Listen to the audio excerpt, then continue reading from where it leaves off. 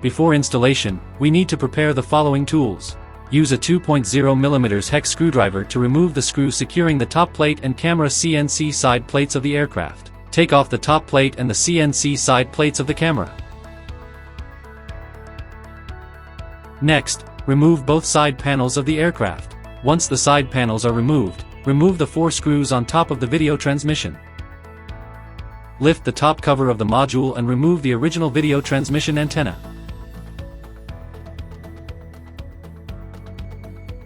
After disassembling the video transmission, return to the aircraft. Use a 1.5mm hex screwdriver to remove the self-tapping screws on both sides of the XT60 power connector. Take out the XT60 connector, then remove the receiver mounting bracket and take out the receiver. Next, mount the air unit onto the designated carbon plate mounting holes on the aircraft. Secure it using 4 2x5mm screws. Once the video transmission is mounted, insert the aircraft's video transmission coaxial cable into the VTX. Tighten the 4 2x5 screws on the video transmission top cover.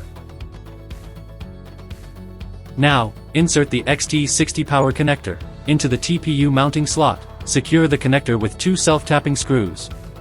At this point, connect the air unit's power cable. First, insert one end into the flight controller. The connector is located at the top left corner of the flight controller. Then connect the other end to the VTX module. Now insert the receiver back into its mounting bracket. Mount the bracket between the 2 aluminum standoffs. Use a 5.5mm socket wrench to remove the 4 screws securing the flight controller. Next, move to the camera. Use a 1.5mm hex screwdriver to remove the M2 screws holding the camera in place.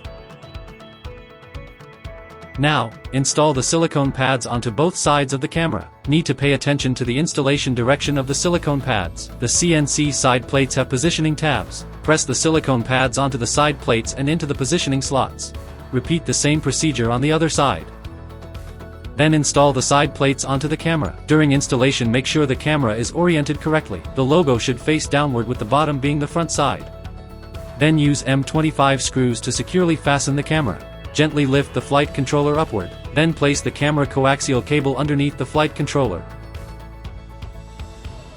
Next, fix the camera onto the bottom plate of the aircraft, and tighten the CNC bottom plate screws. Use a 5.5mm socket wrench to tighten the 4 flight controller screws.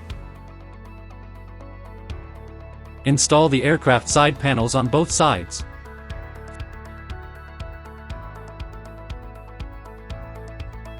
Finally, install the top plate onto the aircraft, and tighten the top plate screws to complete the installation.